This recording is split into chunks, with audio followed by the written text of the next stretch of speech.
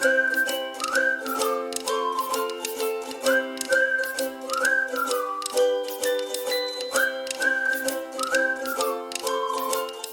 is Jordan with Team J's Classroom Fun, and I am back today to share with you some more teaching ideas for teaching about mental images.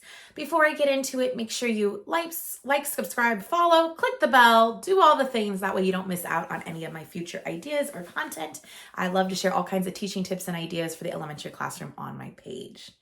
So the other day what I posted was a video where I shared how I introduce mental images using poems and images that the kids can come up with from their own lives.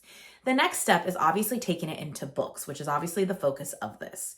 So especially when first and second grade, when this is a skill that's a bit newer to students, I have a few picture books that are kind of my tried and true. I always go to these. So I wanted to share these with you today. I will also link them down below. Those are affiliate links. So they will take you right to Amazon where you can buy these books for your classroom as well. So you can use them for mental images or really anything, because honestly, all these books are great books and they fit a bunch of skills. So mental images, this is where we have kids making a movie in their mind, creating that picture in their mind, visualizing what's happening in the book. This is a really important skill to help them increase their reading comprehension and their understanding of what they are reading. So here's how I like to start this out. When I go into actual books, and we've moved away from the poems and their own images, I like to start with the book called The Napping House. And as we go to do this, what I like to do, and I got this idea from Reading with Meaning by Debbie Miller, I give them typically like 4 Post-its. You can give them 3 Post-its, and they have them kind of in a row, and they'll put eventually an arrow between each one.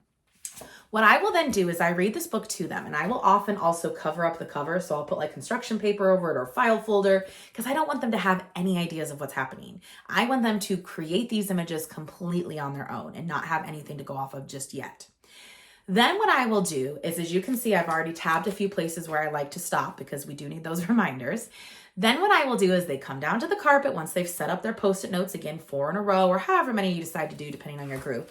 I then will start reading the book. Again, I'm not showing them the pictures. That's why I like to use like a file folder, because then they really can't see anything. Then what I do is when I get to my first Post-it note, I stop and I say, okay, you're going to go back to your seats, and with your pencil, you're going to sketch your image out on your sticky note. Okay, so they go back, they have a minute or two. It's not very long. We're just doing a quick sketch. This is a great time to go over what a sketch means. They sketch out their image, and then they come back to down to the carpet. Then we talk about, hey, what did you sketch? Oh, I sketched this. Oh, I sketched that. Then they move on. I read a little bit more, pause again, say, okay, go back to your second sticky note. Now you're going to go sketch that out. This happens again and again, depending on how many sticky notes you have.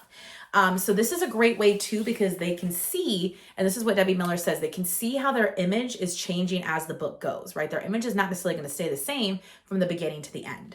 The Napping House is a great book for this. This book has where the grandma's napping on the bed, then the boy comes and naps on top of her, then the dog, then the flea, then all these things. I didn't get it in the right order.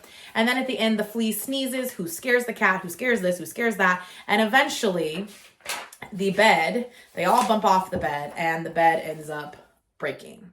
So this is a great story because, again, the kids, 1, they get a kick out of it, but 2, it really provides them with a lot of opportunity, because they have like where, okay, now this person's joined. Well, now this animal and this animal's joined, which really gives them a chance to be like, okay, so this image has changed. It's not just the bed with the granny on it now. Now it's the bed with the granny, the kid, the cat, the dog, all those things. So this is a great one for that. What we also do, like I said, is we talk about how has your mental image changed? When you look at all 4 pictures, are they exactly the same? More than likely, they should not be, right? Because we're getting a different image as we're learning more in the story. So this is a great one for that.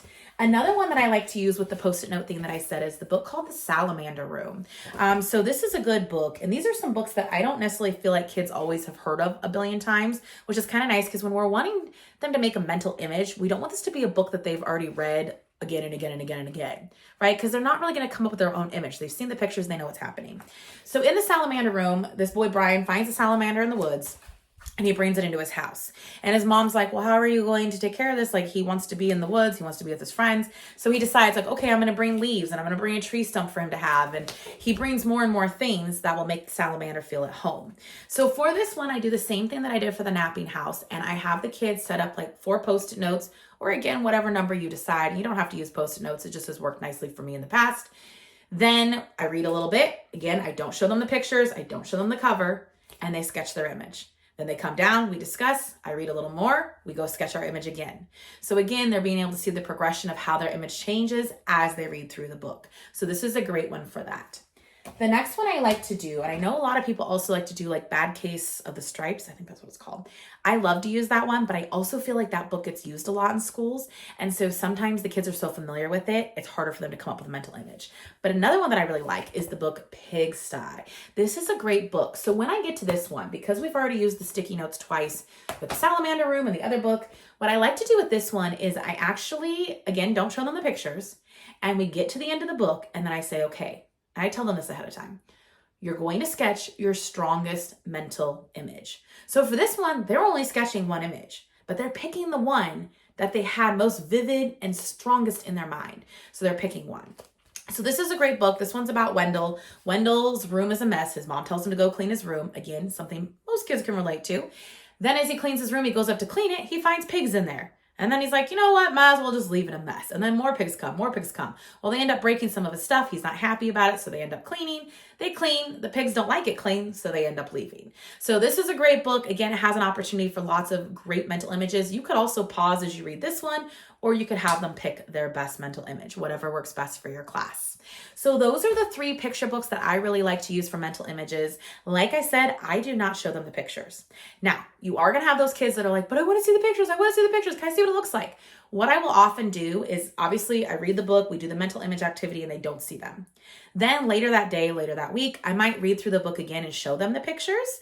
I will read through it a little bit quicker because they've already heard it, but this is a nice chance for them to, 1, to see the illustrations, and 2, hey, how did my mental images compare to what the illustrator did? So it's kind of great for that as well. Like I mentioned, I have linked all of these books down in the description. So if you're interested in getting them for your classroom, I do have my affiliate links down there. Please do like, subscribe, and follow. That way you don't miss any future teaching content that I share. And thanks so much for stopping by today. Talk to you soon.